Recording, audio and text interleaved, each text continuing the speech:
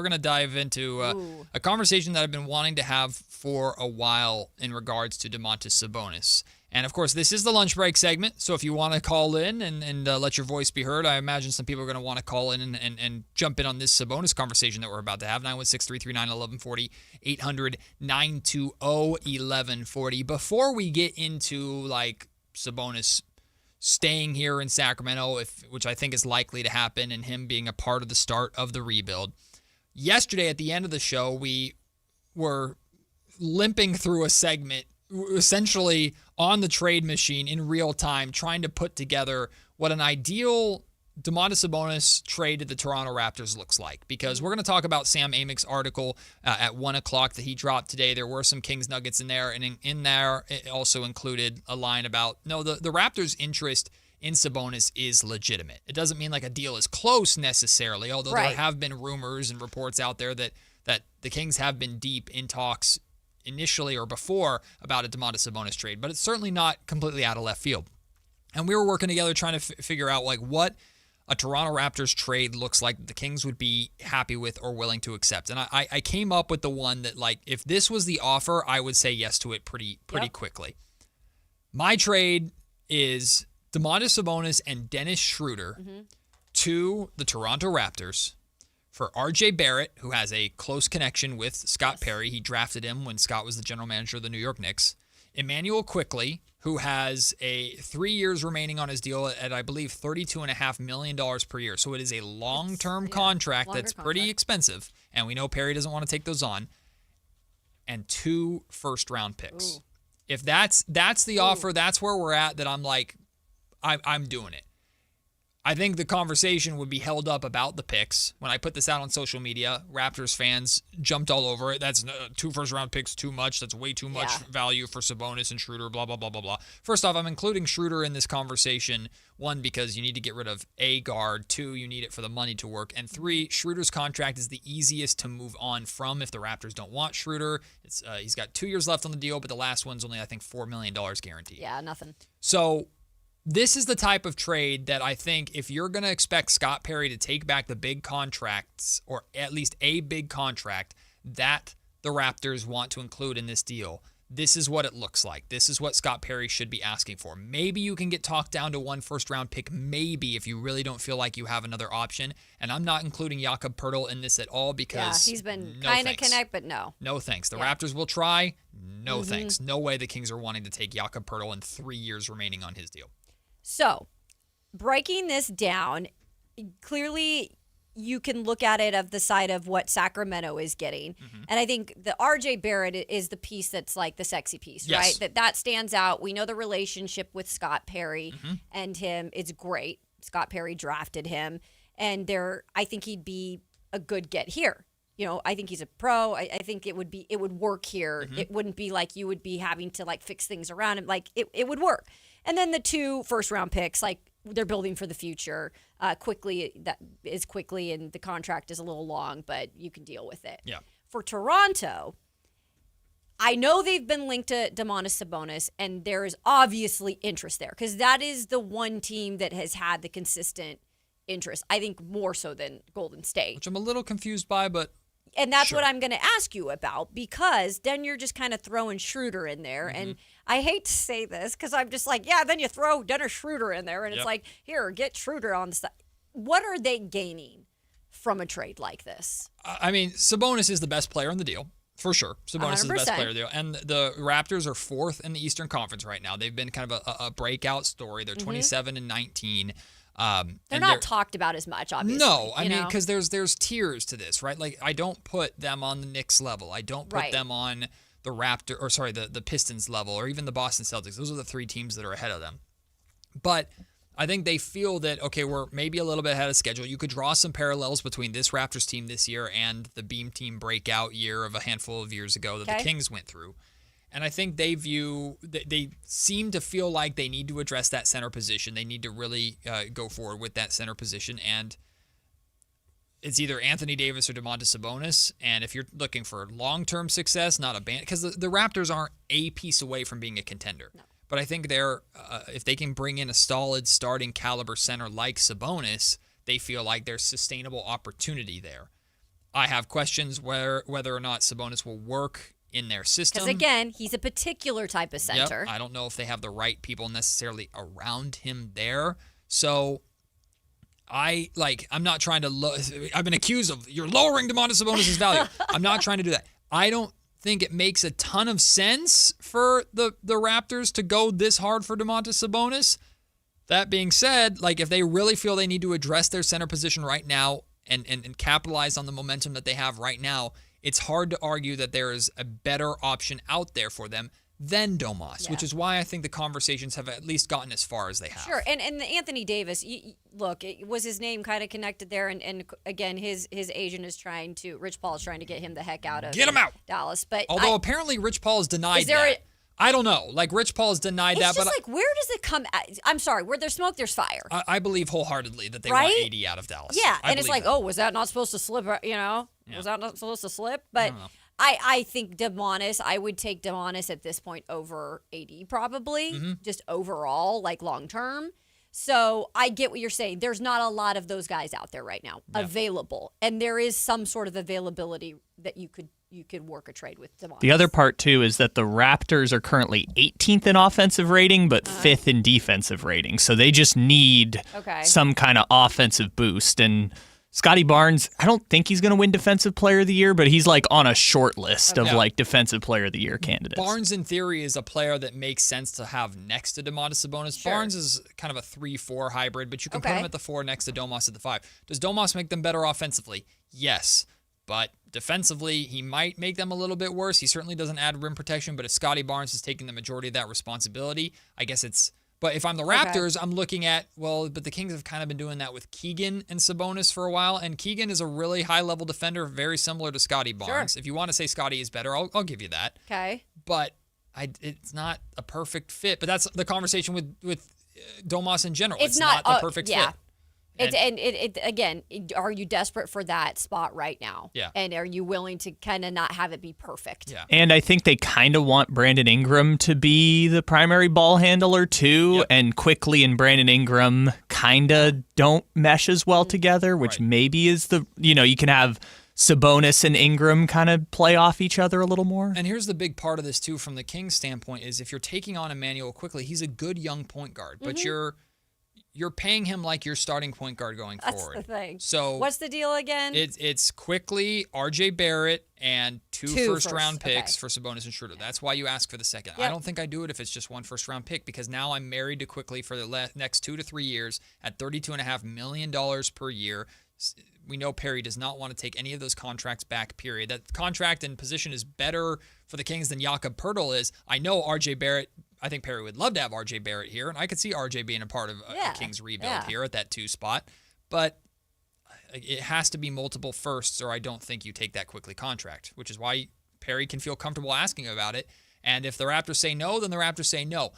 But, Kayla, that then leads to something that the Kings are facing regardless, which is what do they do with Domantas Sabonis? Because I believe that Sabonis will still be here after the trade deadline. Hopefully I'm wrong, but I believe he will still be here.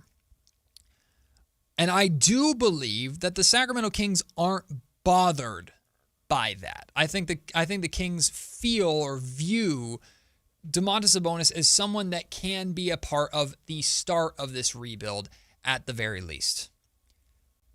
But does Domantas Sabonis want to be? Scott Perry, amongst all of his lines that he has, the prudent and opportunistic, another one of his famous lines that we've talked about a lot, he wants volunteers, not hostages, to what the Sacramento Kings are trying to do. If you were to ask me right now what I feel Domantas Sabonis would be more likely to be, a volunteer or a hostage to a Sacramento Kings rebuild, I pretty much without hesitation say a hostage. Because a volunteer doesn't just mean like you'll put up with it.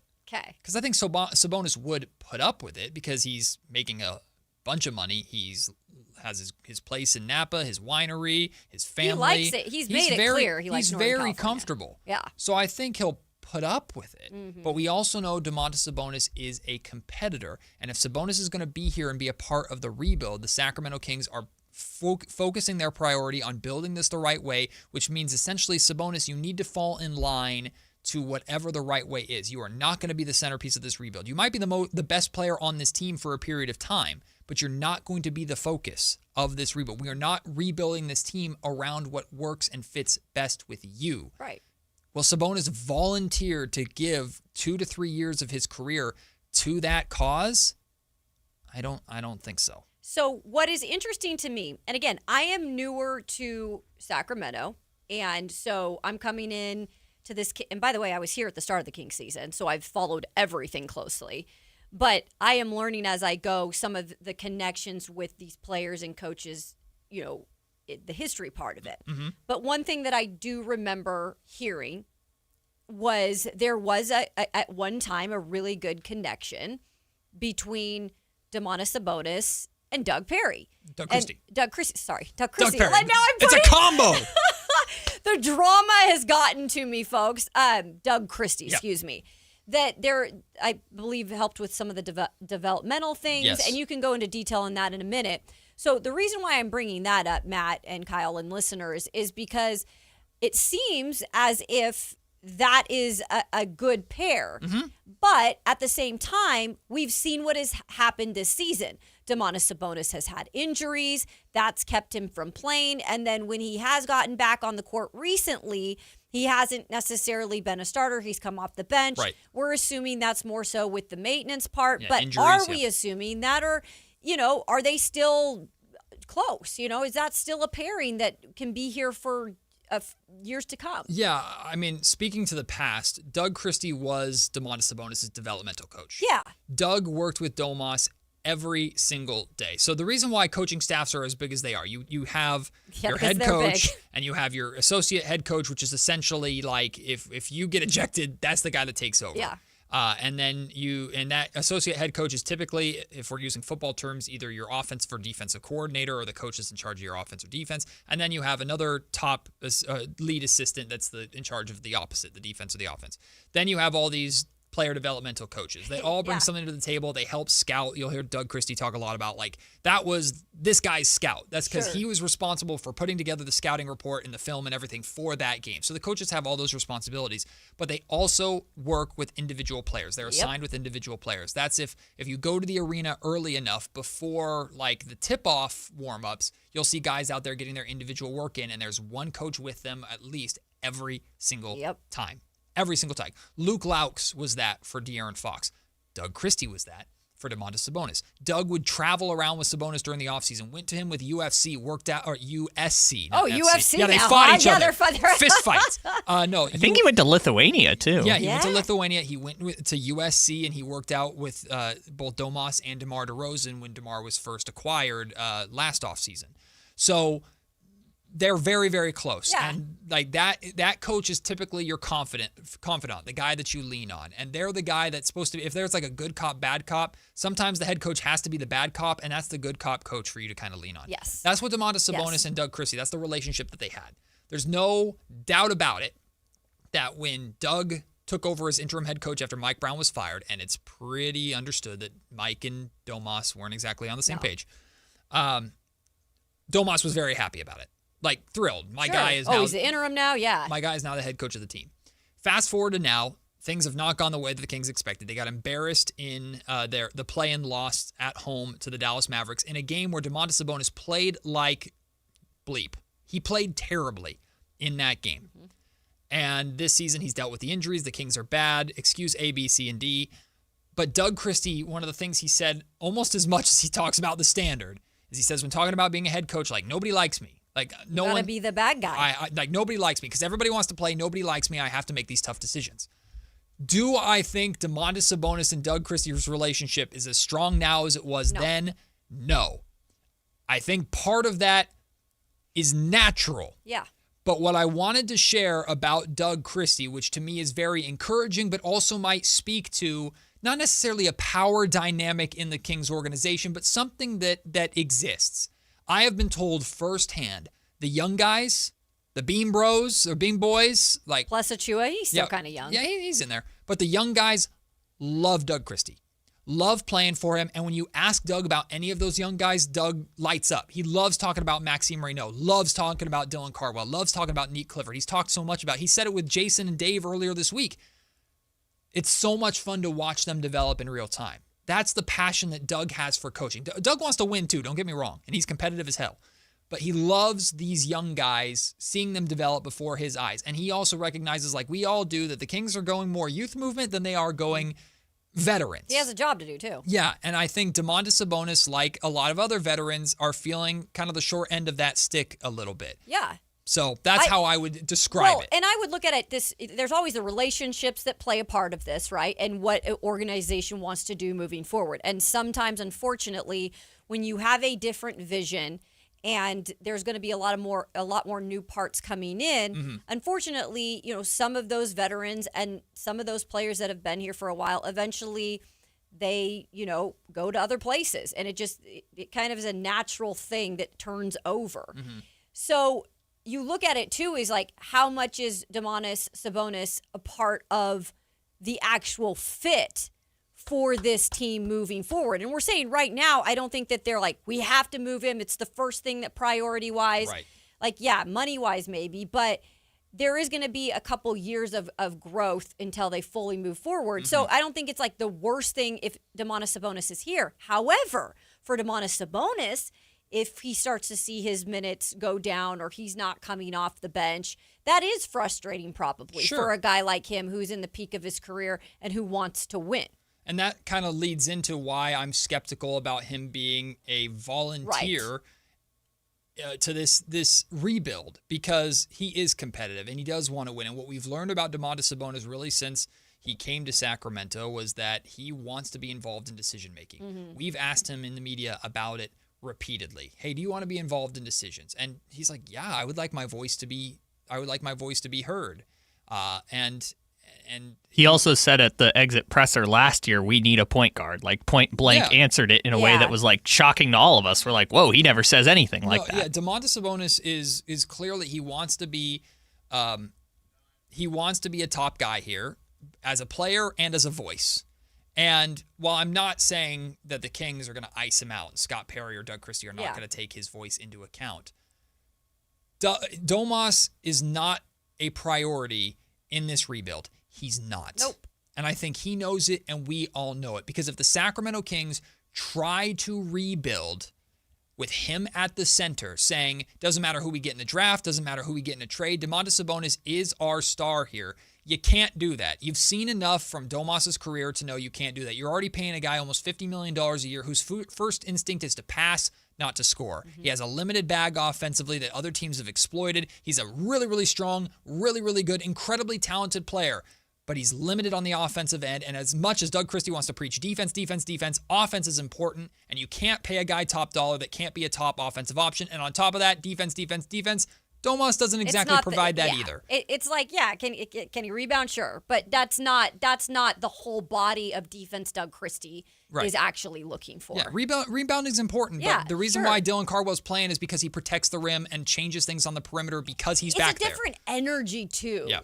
And I'm not saying, again, I'm wearing a Gonzaga shirt. I don't know if I didn't even know we were going to have this detail of a debate on Domas till after I got dressed today. Domas went to Gonzaga. Yes, he did. And so his jersey retired. He did get his jersey retired. But it's funny because I'm not trying to hate on Domas at all. No. I'm just realistically, like, this is kind of the direction it's going in, and there is a shift too in terms of the energy they want, the type of youth that they want to bring in terms of this team and the rebuild.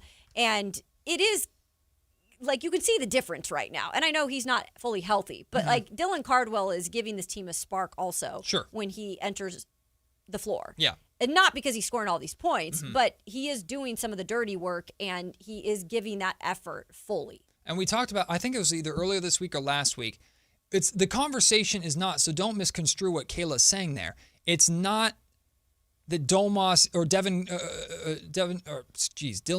Cardwell is a better player than Domantas Sabonis. That's not what we're saying. No, that's not at all. It's that the way Dylan impacts the game is more of a fit for where the Sacramento Kings are trying to go, or how Doug Christie wants the center position to impact the game than Domantas Sabonis.